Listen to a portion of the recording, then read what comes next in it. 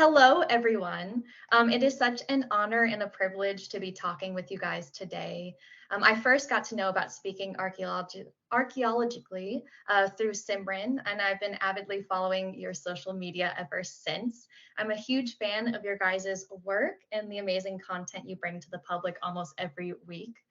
Archaeology has always been an interest of mine, although I didn't go into formally study it at length.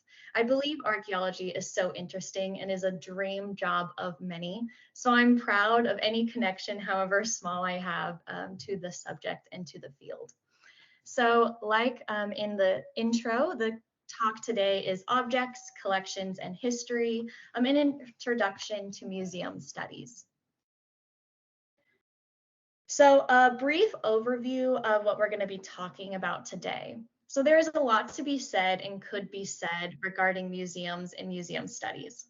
For the sake of time and brevity, we'll be focusing on a small intro into the museum field itself, museum studies, and collections management. First, we'll briefly discuss the history of museums and the roles of museums in today's society. Then we will discuss museums and museum studies as a field, what is studied in the field, the multidisciplinary aspects of museums, and some of the more recent developments in museum studies. I will then focus mostly on collections management, a core part of museum studies and the inner working of museums. So within collections management, I will be touching on numbering objects, condition reports, art handling, and preventative conservation. So collecting objects, obviously you guys all know, has always been part of the human experience.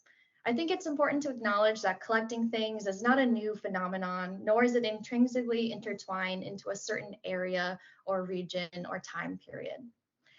Collecting objects has ranged from personal reasons as personal tokens as memories, or it can be for showing off treasures found during travel, or substantial hordes of objects collected through generations of particular families. So although collecting in different ways has been presented throughout human history, the rise of collecting amongst the learned elite during the Renaissance is seen as the true precursor to museum collections and what we think of as the modern museum. The late 1500s saw the rise of the Wunderkammer, or the cabinets of curiosities.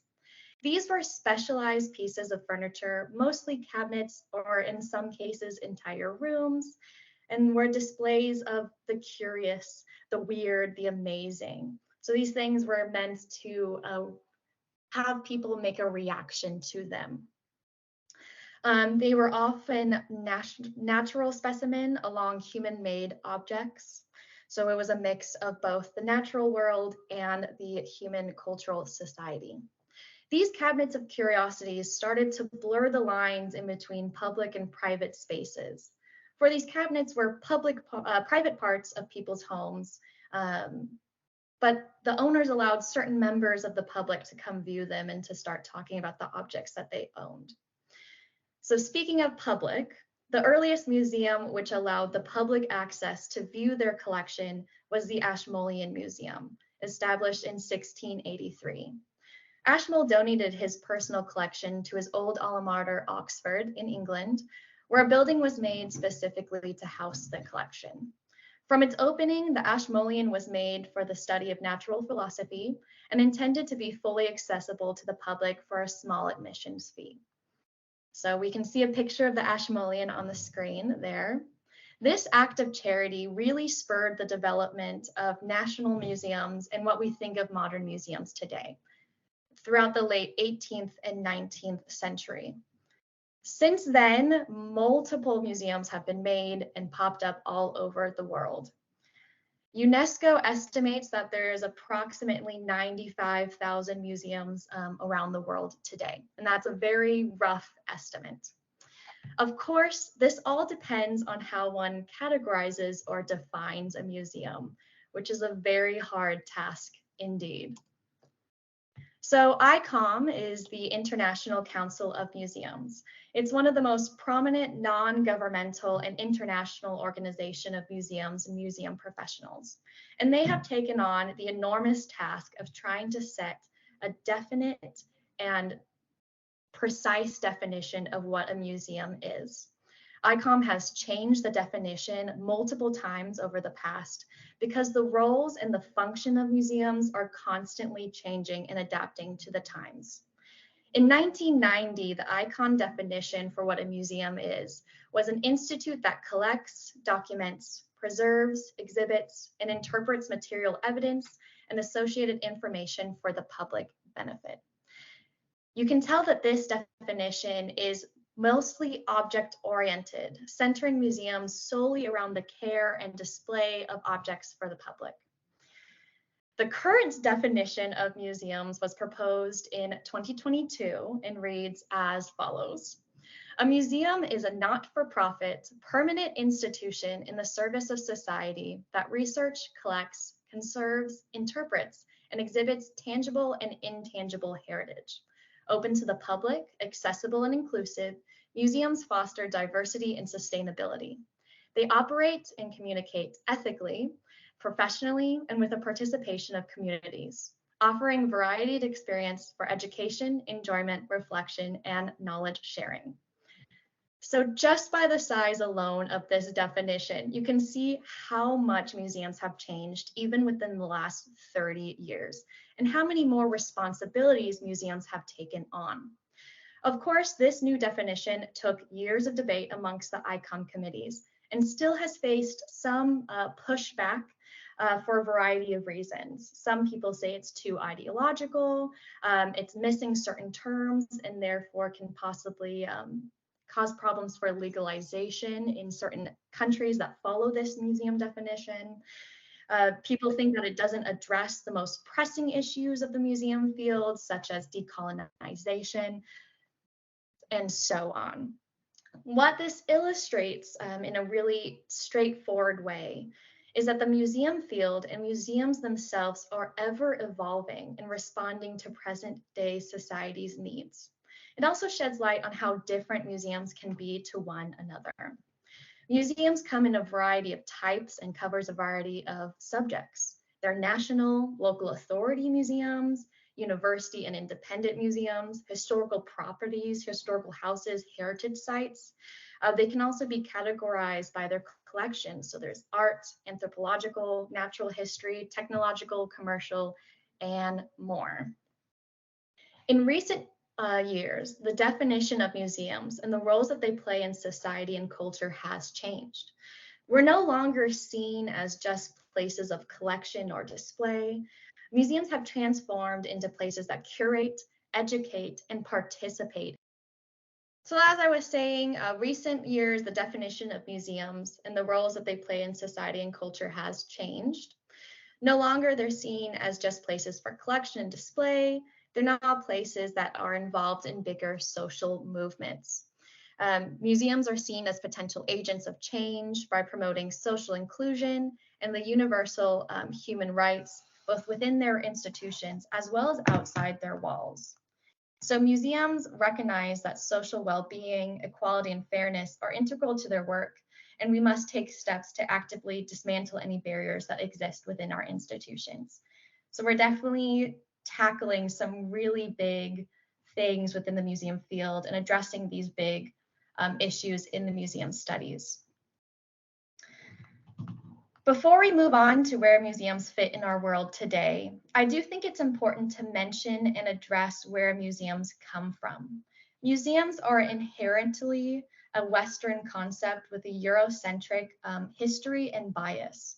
Museums proliferated during the rise of imperialism and colonies where most of these supposed exotic or strange objects were taken from and brought back to be displayed for a European audience.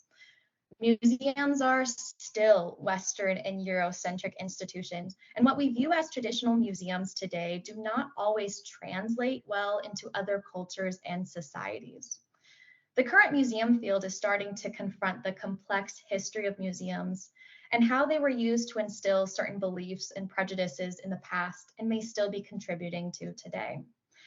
Museums, despite views of the public, are not neutral entities. They hold power over what narratives are being displayed and told through their exhibitions, which in turn tells the audience what stories or histories are true or important. Museums were used as tools in establishing national narratives, creating false dichotomies of us versus them, to establish prejudice or racist morals of the time periods that they were established in. Lots of work is happening on decolonizing museums with a varied degree of success amongst different institutions. This is a huge topic within museum studies and is one that is at its very beginning and has a long way to go. Acknowledging that right off the bat, my studies have been based in the US and the UK, so many of my references will be from those countries and referring to those specific laws and legislations. There are different governing bodies that exist in different countries, with the UK looking towards Museum Association, Spectrum, Collections Trust. The US has the American Alliance of Museums. Like I mentioned before, there is ICOM, which is kind of an overbranching for every museum. But the majority of the things I talk about today will be our best practices, so they will go for every museum throughout the country. But I do want to acknowledge that it is US and the UK based. So museum studies as its own discipline is fairly recent in regards to how long museums have been around. Museum studies is defined as the interdisciplinary engagement in critical examination of history, functions, and roles of museums in society. The term museum studies started to become used in the late 1960s, primarily in the US, UK, and Canada. Like previously stated, modern museums emerged out of the 1700s, but the museum profession didn't emerge as its really own distinct field of its own really until the early 1900s. People in museums were often historians, archaeologists, people with particular interest in the topics that the collections held, but it really started becoming its own field in the 1900s. However, the study of collections and the critique on collections and some museums have a longer history. It can be seen as early as the 1500s, and this would fall usually underneath another catch-all term of museology. The earliest text regarding the subject of museology that's accepted primarily by contemporary scholars is a 1565 text written by Samuel Quechenberg, who developed a guideline for all things in the universe and the places in which they can be found, or rather a guideline for a encyclopedic museum. So museology and museum studies now can be interchangeable, but the modern field that we know today is commonly referred to museum studies. So what we view now as the modern museum studies is primarily based on the new museology, a term coined by Peter Virgo in his edited collection under the same name, published in 1989, regarding a new shift in the museums in the field. I don't want to get too deep into theory because there is a lot of it, and I can talk about it for hours. I love this subject. But put very simply, new museology looks at the shift from the how-to of the museum field of the past to the why of the museum field of now. So it was a shift from just talking about methods to talking about purpose and why museums exist in the world today.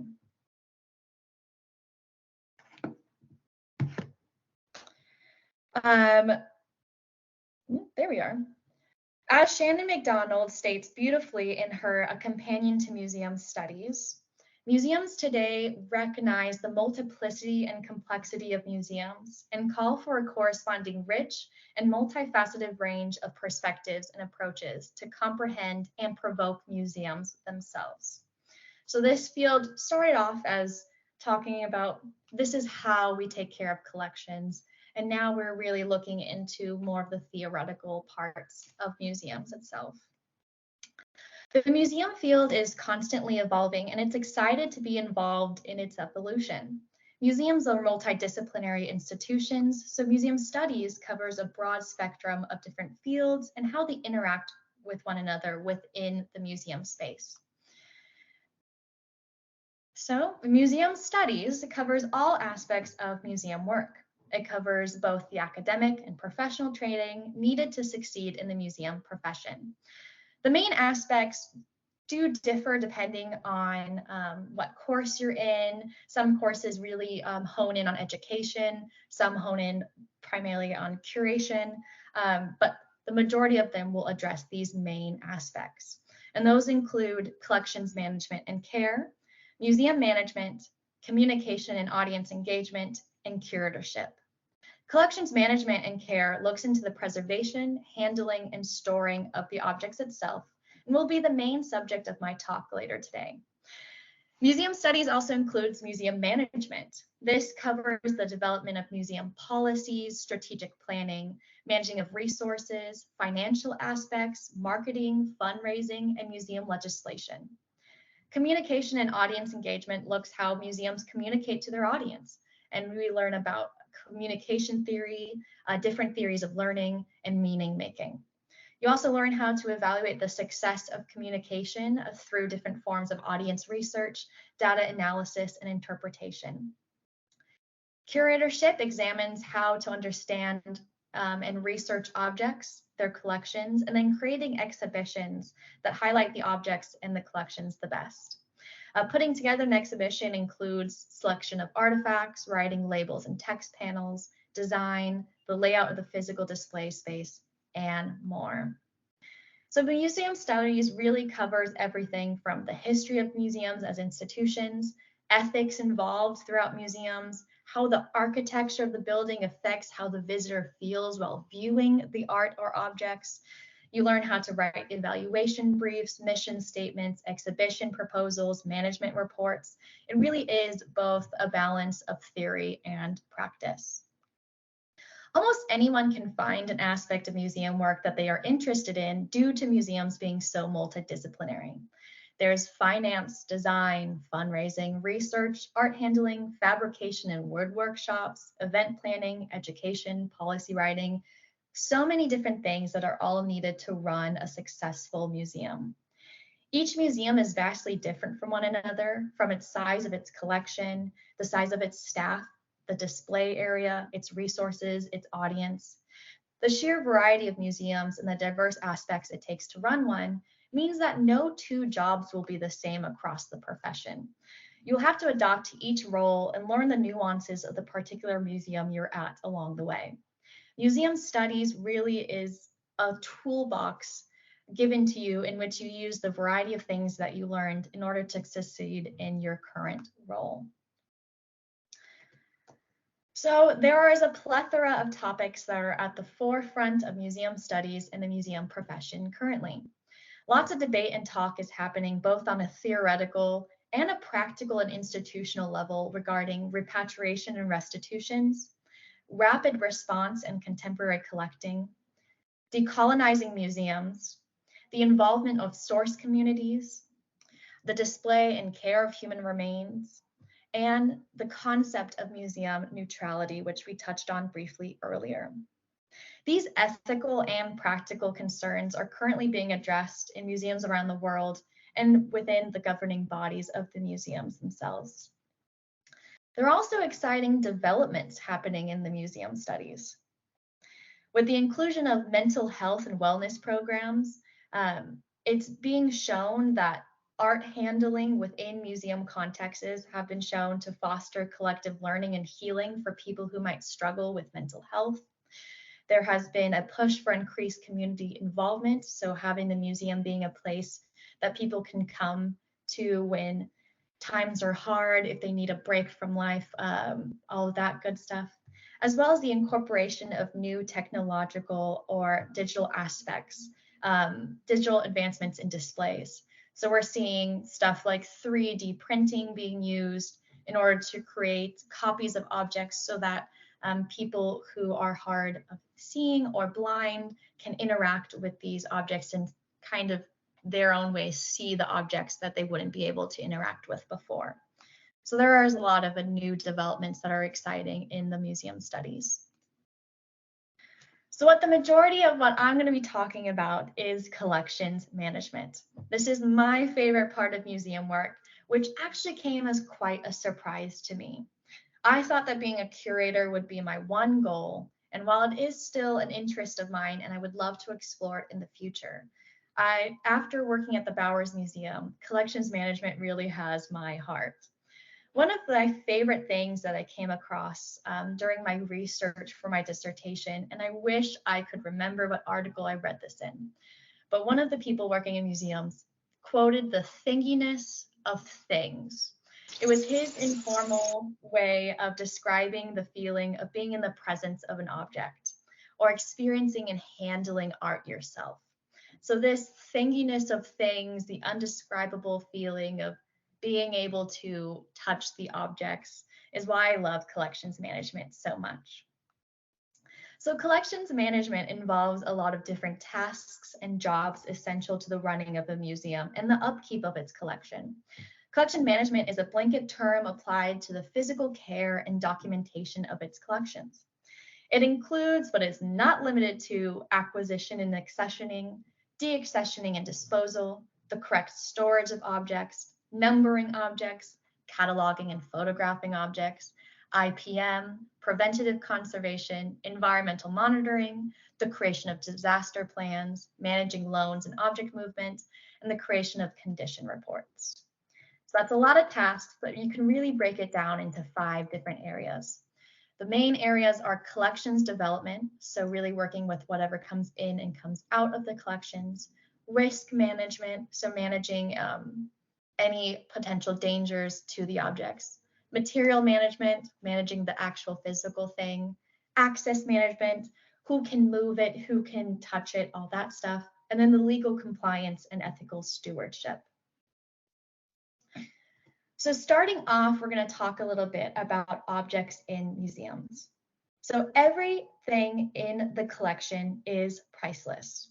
One of the first things that they talk about when you join a museum or museum studies is that you never think of the monetary value of certain objects.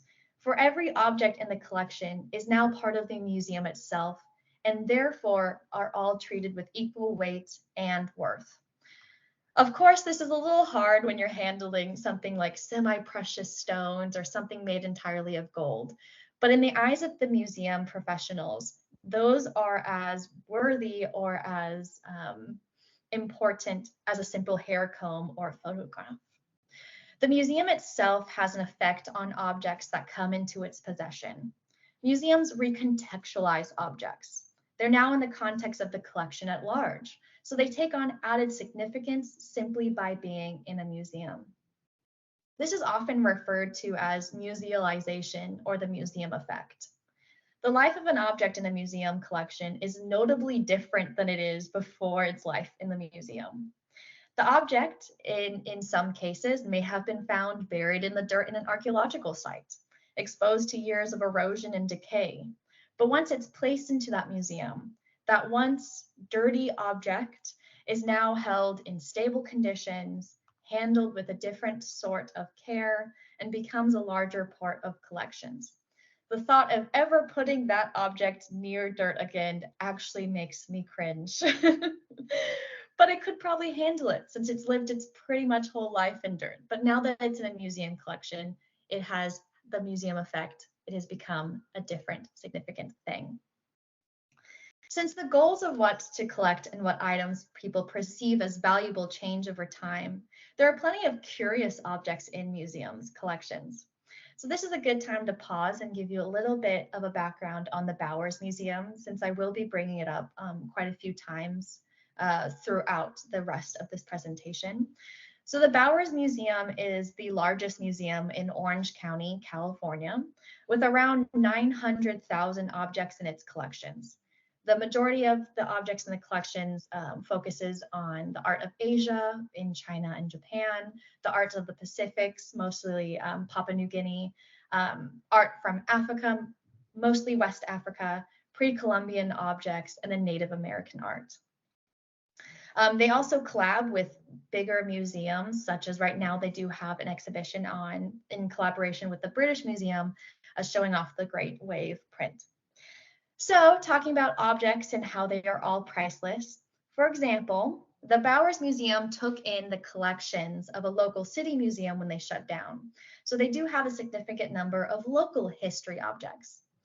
This means that one day I stumbled upon in the storage a bag of bobby pins, or those little hairpins, from the mid 1900s. Seeing this bag of bobby pins, instantly I wondered, why is this in here? Why is this taking up space? However, it's the history and provenance of these pins that makes them interesting, and their presence in the museum collection makes them priceless. People give value to objects. Material culture is acted upon them. The meaning of an object shifts throughout its life. It shifts when it comes into a museum. The meaning can change by its display environment or its relationship to other objects in the museum. Um, if the hairpins are placed in an exhibition looking into, say, the average life of a working class woman in the mid 1900s, they're no longer a bag of pins, but part of a larger meaning and significance. So I always think that's a good example of stumbling upon things in the museum collections that you might be confused as to why you have, but they are equally important as everything else. So collections management is a strange mix of documentation, art handling, science, chemistry, and in some parts, artistry. So we're going to follow a little bit the life of an object through its collections management. So first, an object is accessioned into the collection. Accessioning refers to an item officially entering the museum collection, where the museum then has a legal responsibility for the care and stewardship of that item for the rest of its life within the collection. So the first thing that an object gets when it gets accessioned, it gets its own unique number. So this object number is essentially the name of the object from now on, and it's how the object is filed in the database and referred to in public labels and in in-house documents. So the next time you're in a museum, if you look on any of the labels on the bottom, they should have the museum number if the museum owns that object. The object number connects the object to other information throughout the museum. Every object in a collection is referred to by its number, and each museum has its different numbering systems. So you do adjust to each place you're at. For example, the Bowers Museum had a pretty straightforward way of numbering. So it is the year it was accessioned, dot, then the group number of accessions, because we do accession things into groups, dot, and then the number of the object within that group. So example, 2019.32.5 would be a number that you would see, something that came into the exhibition, the collection in 2019. The 32nd group of accessioned items, it was the 5th number within that. Now each object, if it's multiple parts, it's then labeled that exact number, so 2019.32.5, and then A and B and C and so forth and so on. So there are guidelines for numbering in a very specific way.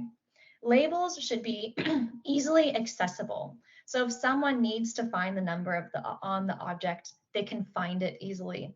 So that's meaning we had these giant canoes in our storage from West Africa. So you would never put the number on the very bottom. That would mean that people couldn't find it because it's too heavy to flip over. However, saying that it should be easily accessible, it should also not be visible when the object is on display, for it distracts from the object itself. Now, this is a newer, say, circa 1970s procedure. So when you go into older collections, you will see the labels being more of the object. Now we always try to hide it so that if it would ever be on display, it's not distracting or jarring to the visitor. It doesn't take away from the object itself.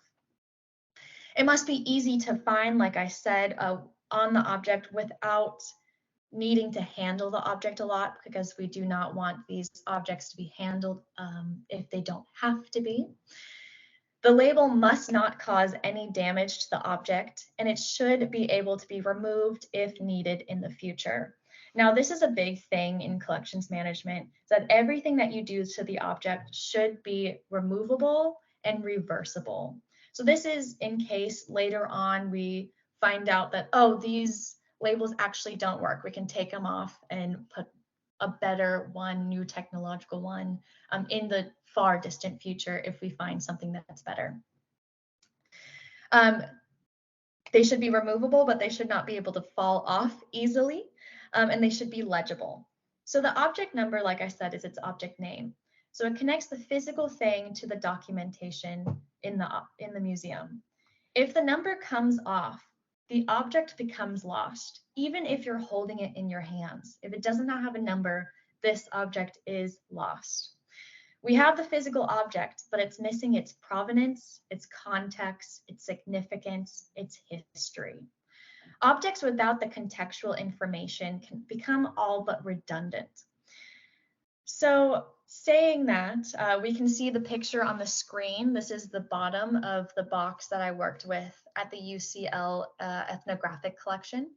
We can see on top that is the UCL number. It has that little barrier, that clear thing that looks around it, and that is really crucial. So we'll talk about it in the next slide. So there are different ways to number depending on what the object itself is. For most three-dimensional objects, like I showed you before, it's going to be a label that is applied with pen and ink, archival pens and archival level ink, in between a polymeric barrier coat. So these polymeric barrier coats, most of the time museums use the clear Polaroid B72 that is diluted in acetone, and it creates that clear barrier that you saw on the other slide. So what you do is this looks like nail polish. It comes with a little applicator brush. You place it on the object, you wait, let it dry, write on pen of the number of the object, let that dry, and then put another coat on top. So this coat protects both the object from the ink, as well as protects the ink from being smudged or being affected by anything of the other environment. These kind of labels can be easily removed if needed by removing the barrier with a simple acetone and cotton ball. So you can just wipe it right off with minimal damage to the object. For paper documents or artifacts, a simple soft lead pencil is used. Obviously, you don't want to push too hard because it will create indentations, but pencil and paper works just fine. For textiles, labels are often sewn on, where the number is written on cotton twill tape, which is just a little, looks like a ribbon, and then hand sewn onto the textile or garment with the cotton thread. So you take the little cotton twill tape, write with archival ink or pen, the number, and then sew it on. This means that perfecting your handwriting and brushing up on your hand sewing skills is part of developing marketable skills for the museum field.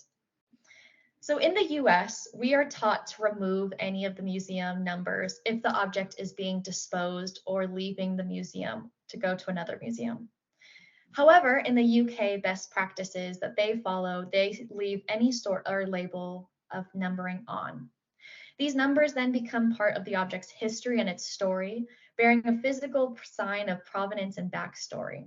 So for example, this is the same box, the bottom that I showed you beforehand. This is the top view, and this is the view of the side on top. And we can see that there is another number. This number is from when the box was in the Wellcome collection circa 1930s, before UCL got it in 1952.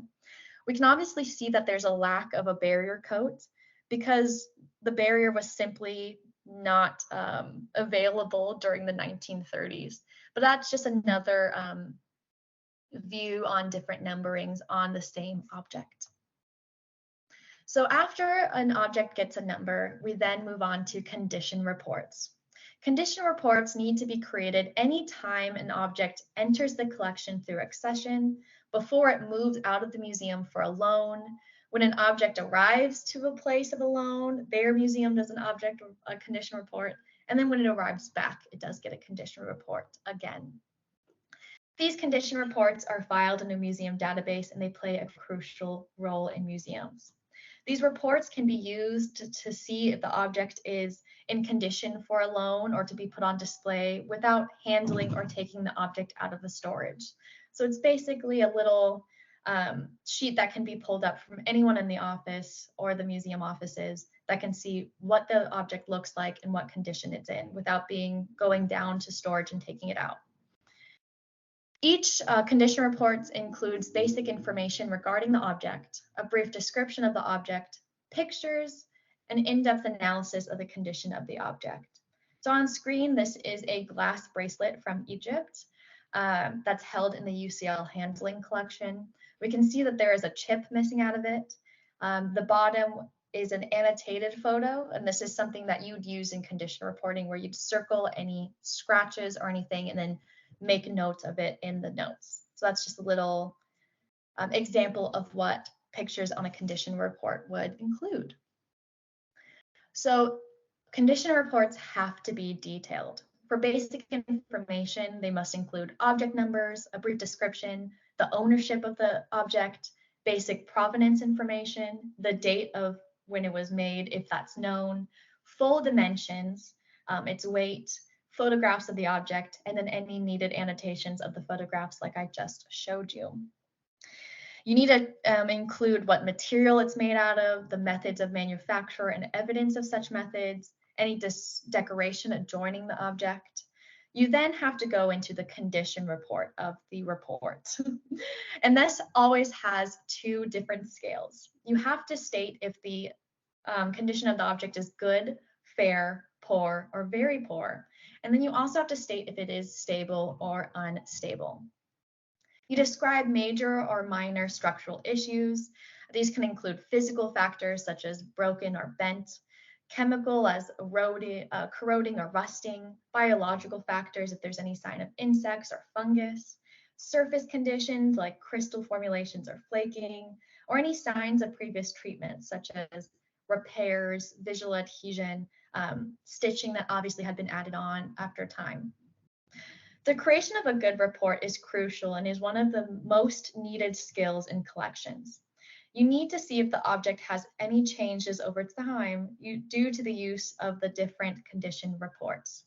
So if you make a report and you don't properly document everything that is happening with the condition, it can have serious results later on. So if you don't note a crack in a glass bracelet and that goes on loan and it comes back and their crack is there and it's now being documented, that brings up insurance problems, who will pay for conservation, a legal stewardship of the object. It becomes very, very important to be able to describe objects correctly. You also need to see if the object has changed over time. These condition reports are kept in a database, documented what time they were taken and by who. So if you pull out an object and there is new signs of maybe an infestation or deterioration, it could be signs of poor storage, possible infestations in the storage collections or anything like that. So condition reports is something that is a skill that you need to learn. Because of course, object information management, such as the creation of such reports, is managing the physical object itself, just on a computer. All of these activities obviously require some sort of art handling. The art handling is a required skill of almost all museum professionals. You can probably get away with it if you're one of the finance team in the offices, but if you work in collections, art handling is a must. The majority of the time, gloves is required for most objects. There are some guidelines on when not to use gloves because gloves lower your dexterity. So that would be using clean and dry hands, usually with fragile papers or books. But 90% of the time, you wear gloves to both protect the object from oils or lotion present on your skin, from fingerprints, but also to protect you from the object. Many hazardous things can and do exist in collections, from the presence of lead, arsenic, mercury, biohazards. You definitely want a barrier when you're working with an object that you might not know what is being on it or what was used to paint it, for example. Most of art handling is actually pre-work to art handling. So there's a lot of preparation that needs to be done in order for you to handle objects. First, you must remove any jewelry and ensure no items of clothing can be entangled in such objects, such as removing watches or bracelets that might scratch. Most museums require lanyards to be worn. Those must be taken off in case it sweeps something off the table or something like that. Like a construction site, you do have to wear closed-toed shoes most of the time, just in case anything breaks or drops, you're protected. You must prepare a clean and clear work area. There must be nothing that can stain the object nearby, such as pens or food. You should never have food, but just in case. You must always handle the object over a table or flat surface, preferably with some cushion present. So in the picture, I'm handling a little artifact, and it is over a cushioned portion of the table. You should never hold an object standing up over nothing, because if you drop it, that's a long way to go, rather than if you drop it onto a table. If you need to move the object from storage to a separate area to be handled, make sure the path from one place to another is clear of any objects or debris. When we're moving things within collections, because most of the time you do have a certain place for handling, we do use carts throughout. So you place the object on the cart, a cushioned cart, reinforced cart, push it to the storing, and then we unload it onto the handling area. When available, you always want to use two hands if you do have two hands. You must cradle the object, never use handles or hold anything that is protruding out of the object, and you never attempt to clean the object. Object will look exactly how it did before you touched it. We leave the cleaning to the professionals if there's any cleaning to be done. So speaking of that, although collections management is taking care of the physical object, it's not conservation. The conservation of objects such as paintings or repairing of broken vases and such are left to the professionals. Really big institutions will have some sort of team that's conservation on site, but the majority of museums, if needed conservation work, will reach out to a professional conservation team that's separate. Those people have a more science-based and art-based background and a much more in-depth training than I or any museum studies student has.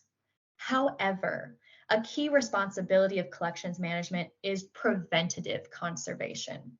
So this is the most sustainable and cheapest form of conservation, for it's preventing possible damage from happening in the first place and needing to reach out to actual conservation. Preventive conservation comes in the form of environmental monitoring, IPM or integral pest management, and proper storage techniques. So the environmental factors that we are most keen on observing in any storage or display spaces are light exposure, relative humidity, temperature, pests, and pollutants. The museum environment must suit the care needs of different materials present in the collection, from organic materials to inorganic materials. So light exposure, we measure that both lux and the UV rays. This can come from ceiling lights, display lights, exterior windows, as shown in the picture of the National History Museum.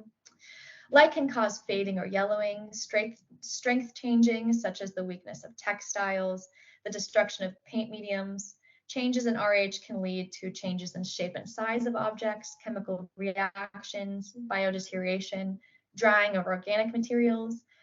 If it's too much relative humidity, it can cause mold or fungal growth, swelling or warping in organic materials. Temperature comes from the outside environment, changing of the seasons, but also if a lot of humans are present in the room can get hotter, heat from lights for displays, and temperature can cause RH fluctuations, speed up chemical processes, cause biological activity, or deteriorate organic materials and attract pests. So for a mixed collection, or things that have a bunch of different materials in it, the goal range for relative humidity is 40 to 60%. Temperature is 16 to 20 degrees Celsius, and UV usually is the maximum light level at 200 lux. The biggest thing, even though it is a range, is that it should not fluctuate any more than 1 to 2 degrees in temperature or 5% in relative humidity over a short period of time. So for environmental monitoring, we do continuous monitoring and spot checking. So if you're ever in a museum and you see that walkie-talkie looking thing in display cases, those are LTEC monitors. Those are doing spot checking and will usually show you the relative humidity and temperature of the display case. It's always fun to see those in museums. I love reading what they're at and seeing how good they are.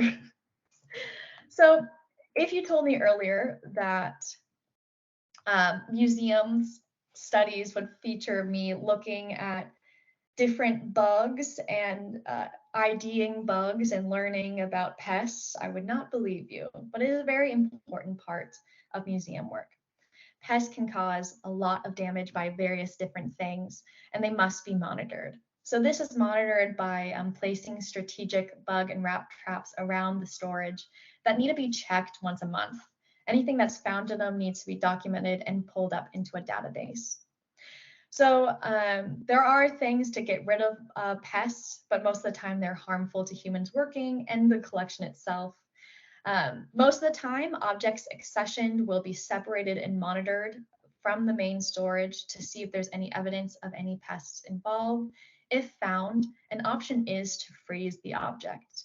Now, this is not suitable for metals, ceramics, or anything like that. But for example, the Bowers Museum had a Native American blanket come in that has in storage for years from its previous owner. It did have some evidence of moths, so we did place it in our freezer for -18 degrees Celsius for 2 weeks. You then slowly bring it back to temperature, unwrap it. If there's any bugs that were present, they'd be dead, and then you just pluck them off with tweezers. So even objects themselves can affect one another. For the off-gassing of certain materials can negatively affect another kind of material. So you need to understand what can be stored with one another. The wrong mix of objects can cause deterioration through direct contact or just by being next to each other. The majority of storage rooms now contain metal shelving with the rust and style of the olden days. Wood is known to off-gas a variety of harmful vapors and can quickly erode metal, especially iron and steel. So for most objects in the collection, if they're small enough, they are stored in archival boxes. Placing it in a container protects the objects from exterior risks such as pollutants and dusts, as well as protecting from any fluctuating environmental conditions and maintaining the off-gassing to the box. We use acid-free tissue paper when storing objects in order to absorb off-gassing, or use to wrapping or padding materials for 3D objects, as shown with this little statuette that is formed and carved from bone. That's from the UCL Handling collection. So a big project I worked on in the Bowers Museum was the storing of spears from Papua New Guinea. These spears had staffs made out of wood, but metal arrowheads. These two materials, as previously mentioned, do not mix well, but they're part of the same object and can't be removed unless you want to break the spear in half. In order to offset some of the inevitable off-gassing, we wrapped the metal arrowhead with tissue before placing the arrow in its tissued padded storage box.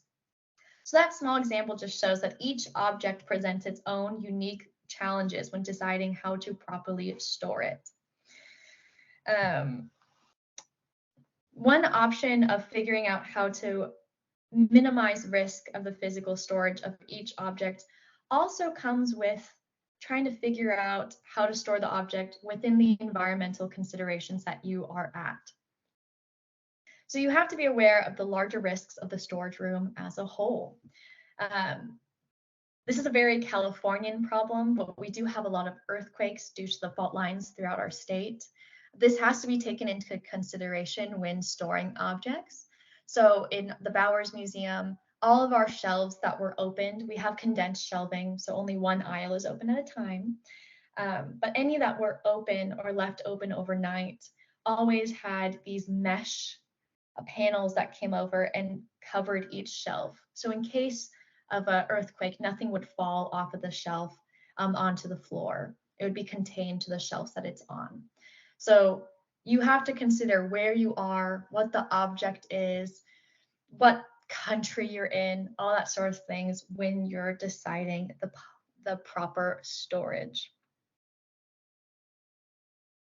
Storage is a crucial part of preventative conservation, for it's the care of the object when the object is not on display. Now, we do have guidelines, but like I said, you have to adjust to what museum you're at. Lots of places don't have enough storage space for the amount of objects that it has. This is a problem within museum spaces that we talk about a lot. Storage being overflowed. A lot of museums that have larger collections have off-sites, storage off-site, so they have extra room. But you do need to adjust because not every museum can have each object separately in its own perfect little box. You have to adjust to how much storage space you have, environmental concerns, what the object's made out of, a lot of balancing act to find what the proper storage is. So coming to wrap things up, just as a quick summary, museums are present throughout the world, and with an increasing number of roles and responsibilities put onto museums over the past few years, museum studies has become an increasingly diverse subject and an even more prominent in the field today. Museum studies has resulted in creating a new generation of museum professionals that are trained in the skills needed to maintain the collections and put on exhibitions, but also are pushing for more inclusion, more diversity, and more involved museum institutions. Collections management continues to play a crucial role in museums in order to keep the collections and objects safeguarded for generations to come and enjoy and learn from in the future. So that's all I have for you today.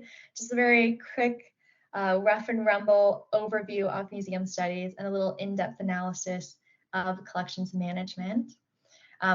Here's some sources.